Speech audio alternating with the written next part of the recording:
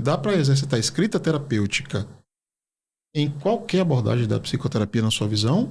Ou tem algumas que não? Peraí, essa aqui não. Por conta das características. A psicanálise, por exemplo, estou aqui pensando. Que é muito baseada em associação livre, né? Olha, eu acho... Não em exercícios que a pessoa tem que fazer. Eu acho que vai muito da condição do profissional também. Sim. Então, por exemplo, eu trabalho muito com a TCC e a DBT. É uma coisa que eu trabalho, assim... porque cada abordagem, eu acredito que ela vai ter a sua limitação em algum momento. Pelo que eu estou entendendo, na TCC, que é a abordagem que você trabalha, não tem problema algum. Não, inclusive, muitas estratégias já contribuem para isso. Passam Agenda, as metas da terapia, tudo isso, você querendo ou não, você tem uma escrita terapêutica. Sim, desde o primeiro contato, pensamento, checagem de evidências, tudo isso você pode utilizar. Sim. A DBT, a gente pode trabalhar muito a questão da regulação emocional. Tem as estratégias de stop, pare, pense. Você pode utilizar a escrita para você conseguir entender o que está acontecendo, né? Para que você consiga ver outras formas de se comportar. Então, elas se conversam ali, muitas vezes, com a escrita. Mas, como eu disse, eu acho que muitas têm a sua limitação por si só. Então, a cognitiva, ela vai até certo ponto. A DBT, ela também precisa... Então, assim, eu acho que elas são complementos uma da outra. Sim. Né? Sim. E eu acho que isso também vai muito do conduzido psicólogo. Você me disse que era humanista. Sim, e já utilizei esse recurso mais de uma vez. Entende? Mais de uma vez, sem chamá-lo de escrita terapêutica. E então, já utilizei assim, bastante. nós escrevemos constantemente, Sim. né? Eu tive uma discussão com uma amiga, eu vou lá, escrevo como eu tô me sentindo, eu envio para ela, às vezes não. Isso é escrita. Então, por exemplo, você falou da psicanálise, da associação livre. Sim. Eu acho que vai muito do profissional que tá conduzindo. Porque a pessoa vai falando. Se o profissional quiser pedir para ela escrever, ou a partir do momento que ela escreve, para lembrar para terapia... Tem muito paciente que faz isso. É verdade. Né? Sim, Flávio, acontece muito, Flávio, eu anotei isso aqui pra gente trabalhar, pra eu não esquecer. Isso já é uma escrita, aquela pessoa já pensou sobre aquilo porque ela quer trabalhar. E tem aquele cliente também que anota tudo que você tá dizendo. Anota tudo.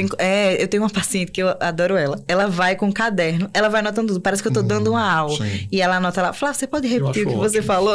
Ela já tá comigo há um bom tempo, então assim, ela já tá bem diferente. Então hoje, ela vai anotando os pontos chaves que ela já aprendeu a fazer. Ela já chega com tudo montado. Só, olha, aconteceu essa situação aqui, eu senti essa emoção, eu tive esse pensamento e eu me comportei dessa forma. Aí eu coloquei aqui o comportamento alternativo. Ela já chega assim na terapia. Psicoeducada e sabendo o que ela precisa fazer. Sim. Então, isso acontece com muita frequência.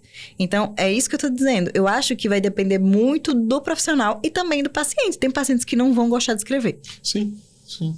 Né? Eu acho que a limitação em si é da visão do psicólogo e do paciente estar aberto para aquilo ou não, para escrever ou não.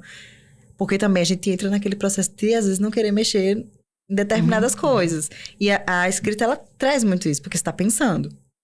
Apesar de ser sem julgamento, você não vai fazer um julgamento.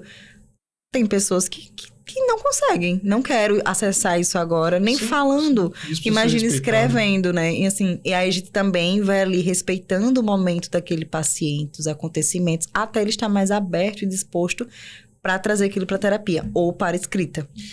Só para deixar claro para o pessoal que está nos acompanhando, eu disse que todo mundo sabe que eu sou psicoterapeuta rogeriano e eu disse que já utilizei esse recurso mais de uma vez. Deixa eu só explicar rapidinho como. Né?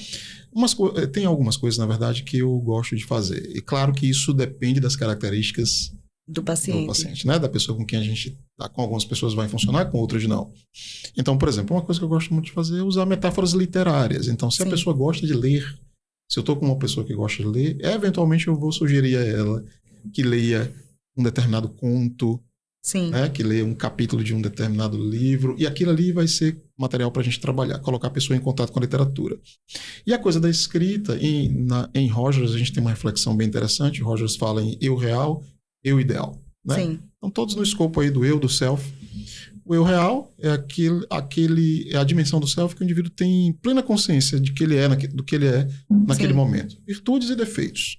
E o ideal é aquilo que ele deseja ser, mas ainda não é. Por isso que ele veio procurar a psicoterapia. Né?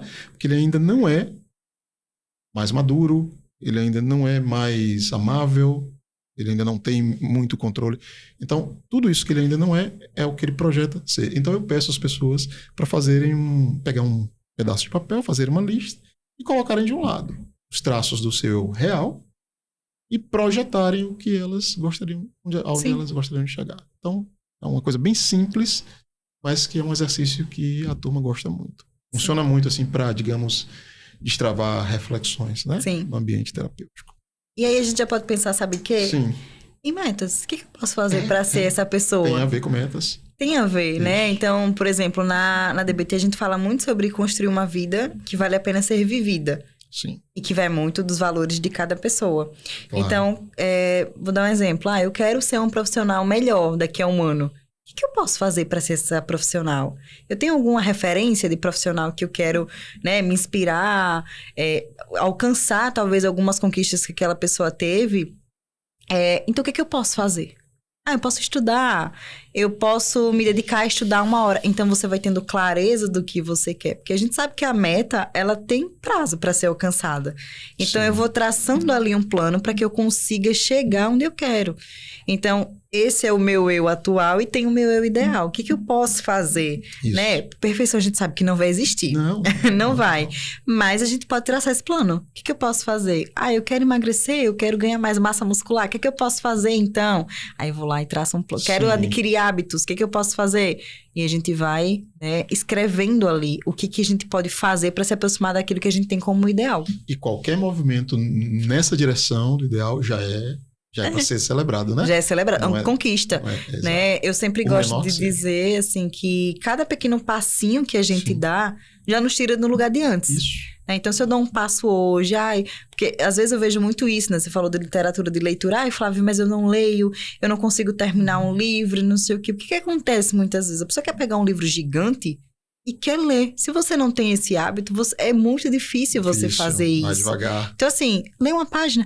Mas uma página... Ontem você leu quantas? Nenhuma. Então, assim, avanço.